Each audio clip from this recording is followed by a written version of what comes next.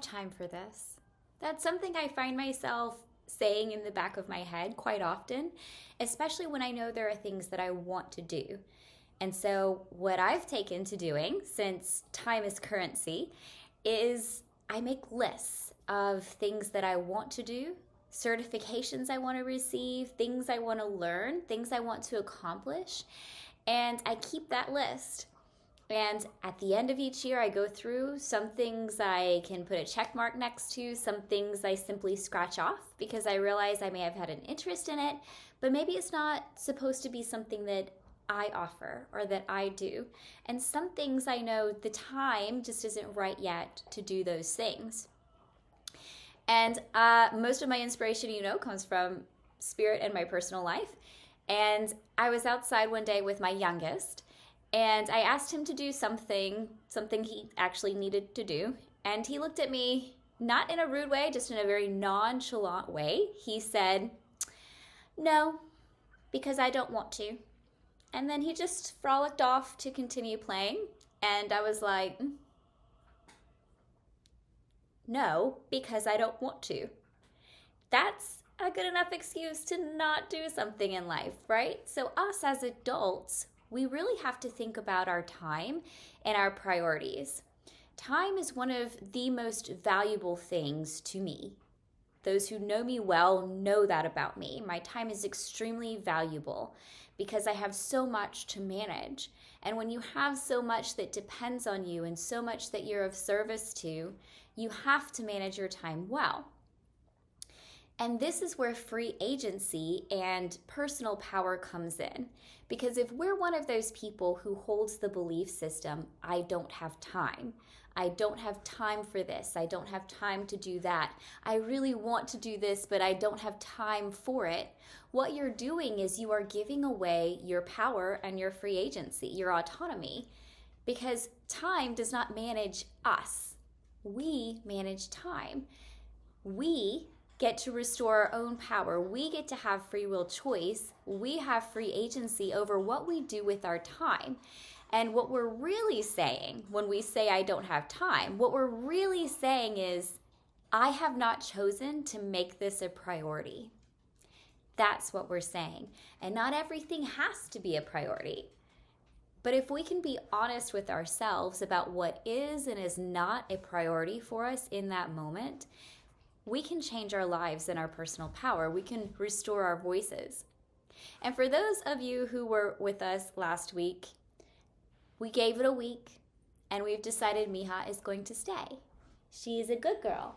Right, Miha? Are you a good girl? Tell them you're a good girl, Miha. You a good girl? Yes. Yes, we're gonna stay. We're gonna be good girls. She's settled in real good. She's gonna stay with us, okay? So, she's a priority. And that means that there may be chaos in the background at times. There may be noise in the background at times because she has separation anxiety. She's chewing on my chair right now as we speak. Back to time. Time is never wasted. It's never made. You can't make time, and you can't really waste time. It's energy. Your energy is built by what you choose to do within the time that you have. You have the same amount of time every single day.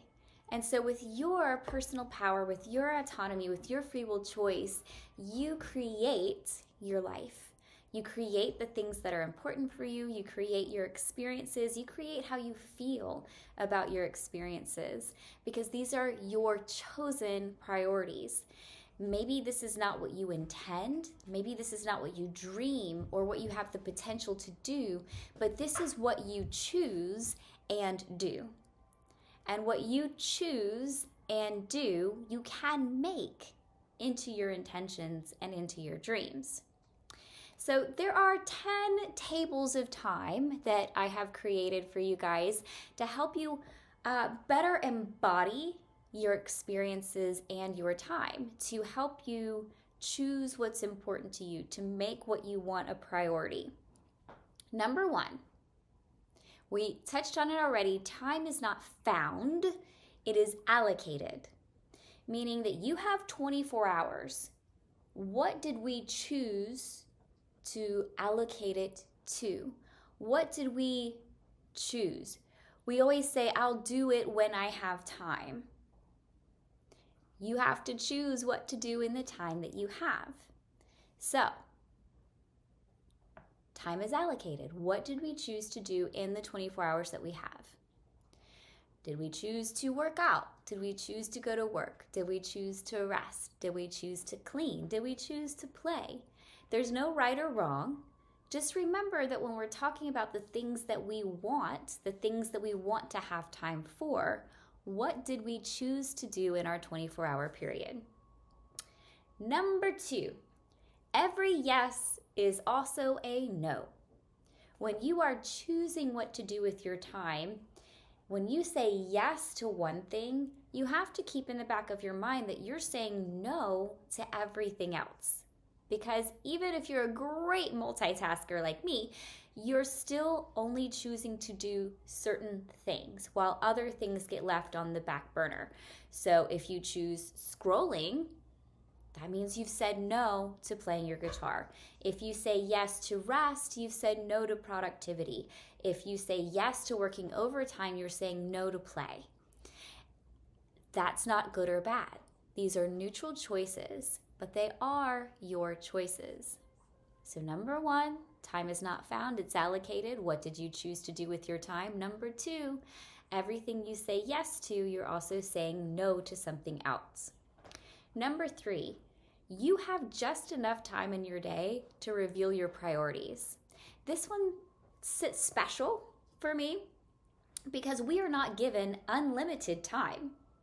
We are given certain amounts of time each day, certain amounts of time each week, each month, each year, and a certain amount of time in our life. And we don't ever know what that amount of time is. Are we going to live 50 years? Are we going to live 150 years? We don't actually know that. We are given just enough time to reveal our priorities. If we had unlimited time, we could do anything at any time. But what makes our life special, what gives it meaning, what helps us choose to chase our passions and our dreams and to live intentionally is the fact that time is limited for us. Sometimes we say things like, I wish I had time to meditate. But in reality, we came home and we watched TV for 2 hours or scrolled for 2 hours on our phones. That could have been time you were meditating, but meditation was not a priority at that moment. Maybe you needed to turn things off. Maybe you needed to rest. Maybe you needed to ground. And keep in mind that when we're making these choices, none of them are good or bad. It's just a matter of your priority in that moment. Because if you are a person who chooses work, who is a caregiver for a family member, who is a mother or a father, who's choosing to do the responsible things over personal pleasure and play, that's a loving choice. Caring for others is a loving choice that reflects your priorities. If you only have 24 hours in a day, 16 of which you're awake during, 9 of which is going towards a work day, choosing to spend the precious time that you have caring for a loved one, spending time with a child, being present with your pets, taking care of your home, these are loving priorities to have. And that's a good thing. Timetable number 4. Your calendar is your autobiography.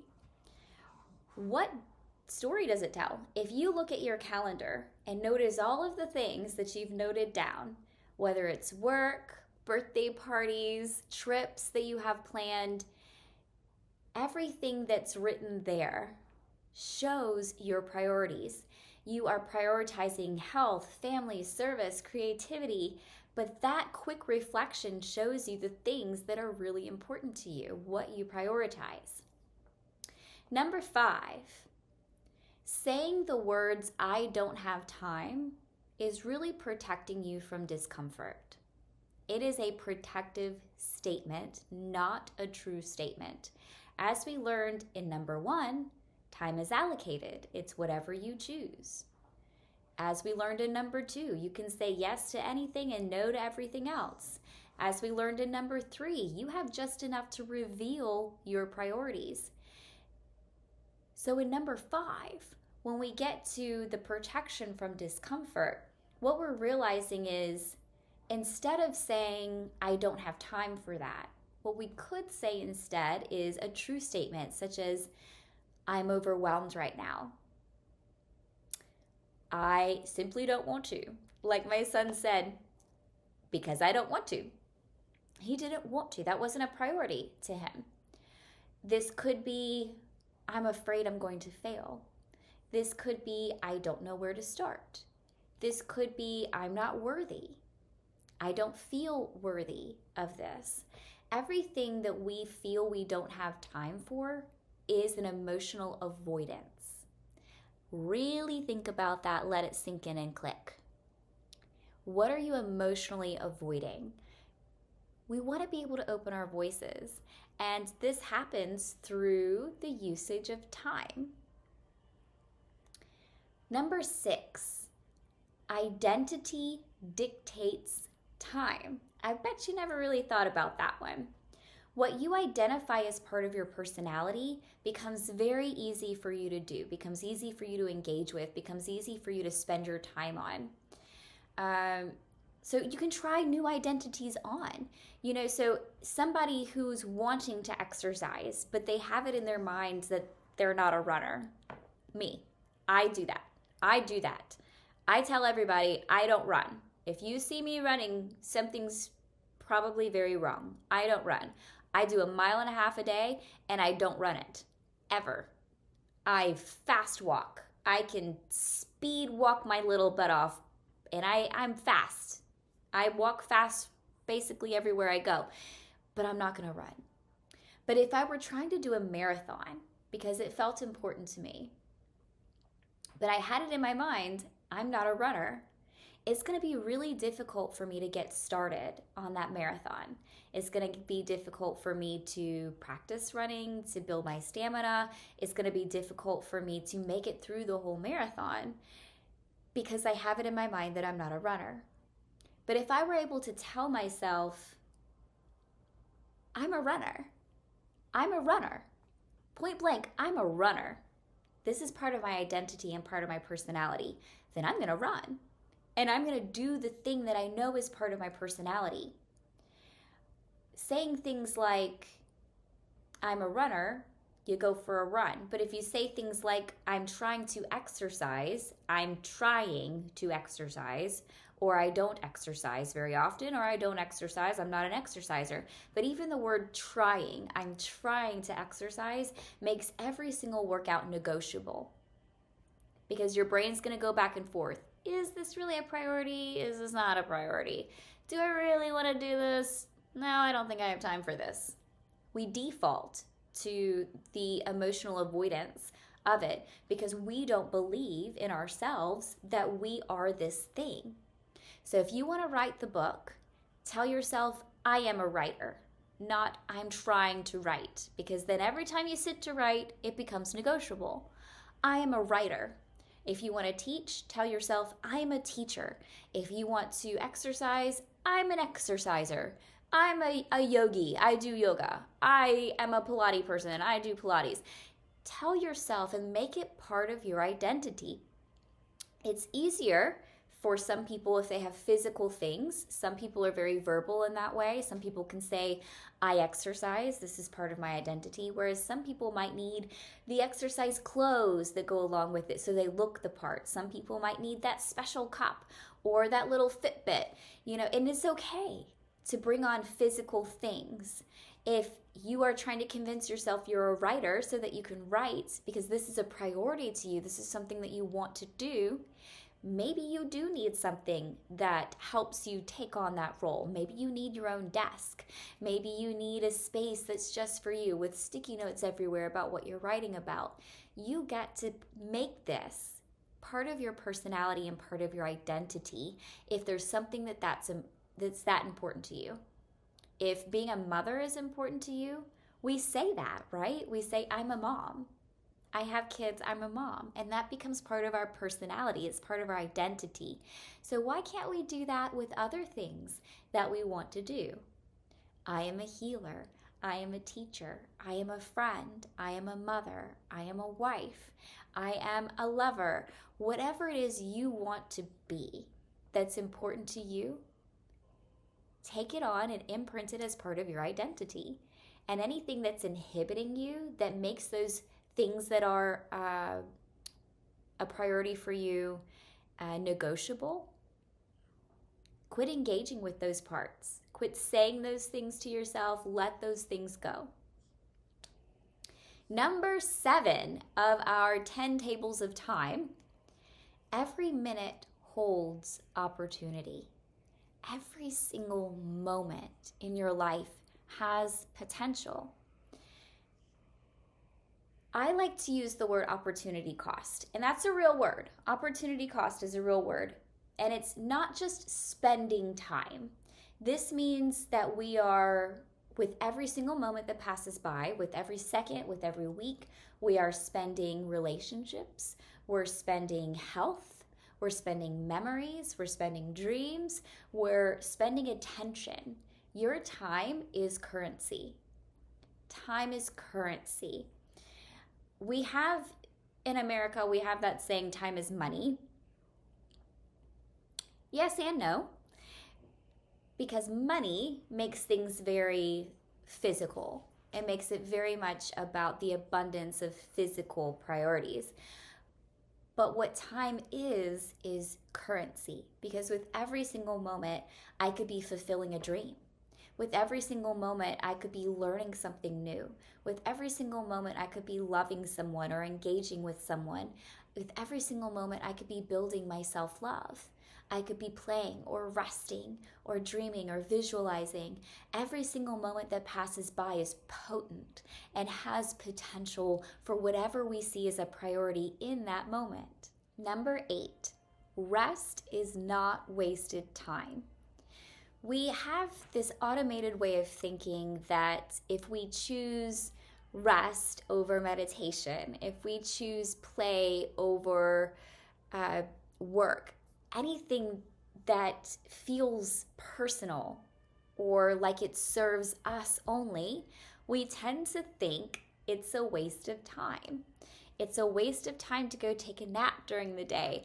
But these things are not a waste. Sleep, laughing, doing nothing at all. These are investments in your chosen intentionality. Do we want to invest in our longevity? Do we want to invest in our levity? Do we want to invest in our joy? Do we want to invest in our youthfulness? Then we want to spend more time playing. We want to spend more time laughing. We want to spend more time with friends, maybe, but all of these are chosen investments.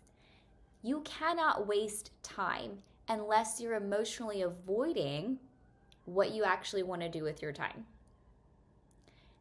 If you are intentionally spending time the way you want to, you are investing in yourself, in your dreams, in your intentions, in what you're trying to build, in yourself. You're worth an investment. I'm worth an investment, which means you're worth an investment. I invest in myself. I invest in what I believe in. I invest in my family. I invest in my health. I invest in you guys. Everything that we're doing is an investment into something that we love, something that's a priority for us. When you see me on here, it's because I'm investing in you, because I believe in you, because you're a priority, because this is where I want to be. No one's forcing me to do it. Number 9 of your 10 tables of time, priorities change. It won't always be this way. So don't despair. One thing I find when we get into spaces of sadness or depression or anxiety is because we don't necessarily like the way things are right now and we want them to change. But something in our human brain tells us that this is the way it is, which means that it's the way it's always going to be. That is your ego. Because the ego mind does not understand time in present past sense. It only understands the present moment. So if in this present moment I am upset, the brain thinks it will always be upset. And this is not a conscious thought, meaning you're not going to be sitting there crying thinking it's always going to be this way. It's just a despair that comes from the subconscious. So if things aren't the way you want them to be right now, don't fret, my pet. Things will change. And priorities changing, that's important also, because what is your priority today? You might have a completely different priority a year from now. Today, your priority might be raising up your children, but in 18 years, your priority changes and you get to take on a different priority. Maybe today, my priority is physical health, but tomorrow, my priority might be building abundance. And the day after that, my priority might be connecting with friends. You are allowed to change your priorities and to change them day by day or moment by moment. New mothers will always prioritize their infant. Maybe you prioritize building a business when you're starting it, and your priority is work during that time period. A grieving lover will prioritize self-care, but you know what matters most right now. And in time, that will change. And that's okay. Priorities are supposed to change, as you cycle, as your life changes, as your life cycles. Priorities change. And that's okay. Let it be. There's this whole cycle that happens in life. Things are not meant to stay the same. Number 10 are 10 tables of time. And this brings us right back to the beginning. We don't manage time. It is impossible for you to manage time. You already have the amount of time you're going to have. What you're managing is your energy, your values, and your choices. Do my current choices reflect the life I'm trying to create? That's the question that you need to ask yourself with number 10. Because when we're managing our energy, we only have so much energy per day. You might have more time in a day than you have energy because you only have a personal amount of energy. Energy conservation, and we'll talk about that next week. Energy conservation, but that's what you're managing each day. How much energy do I have to put towards the things that I'm trying to prioritize, towards the things that I want to get done today? Your values. I value these certain people, these certain circumstances, this certain action, and I'm going to manage that today, how much I'm able to get through. You manage your choices. That was priority number 1. What are you choosing to do with the time that you have? Because I'll be honest, there are some days when I have things that I could be doing and I do not do them. I do other things instead. And that's because I know what needs to be a priority in certain times, but I don't always face the fact that I need to rest. I need my own me time, right? Or even vice versa. Maybe we want to be working, maybe we want to be moving towards a certain goal, but something keeps pulling us somewhere else. And that may not be bad either. Maybe that's something that's pulling us is something that needs our attention, our time, and needs to be a priority. And so we are lovingly giving that where it's needed. Are my current choices in line with who I want to be? Am I choosing to do the things with my time that will make me who I know I want to be in the future? Will my current choices bring me the life that I want? These are the questions you're asking yourself right now, because time is the measurement of change. Think about that. Time is the measurement of change. Nothing stays the same. Our priorities change, we change, our lives change. And if time stood still, if there was no time, nothing would ever change. Time mixed with the 3D is what gives us life. Certain experiences, just enough experiences to know what feels important to us, to make us understand the potency of every single moment. Without change, time has no meaning. Time actually has meaning, guys, and it's all about change and choices and relationships and values and integrity and priorities. The sun moves, the body ages, the mind changes, flowers bloom, and these are all memories, events, rhythms that are only carried within time. And time doesn't change. Time is constant and steady. Your experiences change within time according to your choices and how you look at these 10 tables of time. And I'm reading the Pivot Year book, and there was a page on here that I wanted to read today. It's not about time, but it feels fitting. What if you knew that you were never meant to get it right the first time, but to build it through trial and error? How much more grace would you give yourself? How much more human might you be? How much more could you gain from your experiences if your expectation wasn't that you were supposed to be initially and unquestionably perfect, but that the sculpting of your soul would emerge through the consistency by which you showed up and kept trying, kept going, kept forging yourself through the fire of your own fear? I feel like this passage is bridging today's message with next week's message. Because what this is telling us is that time is important when it comes to becoming the person that you want to be and building the life that you want to build. We think that we're just supposed to show up, learn something, and then we are who we are. I see this a lot with people on the spiritual path too.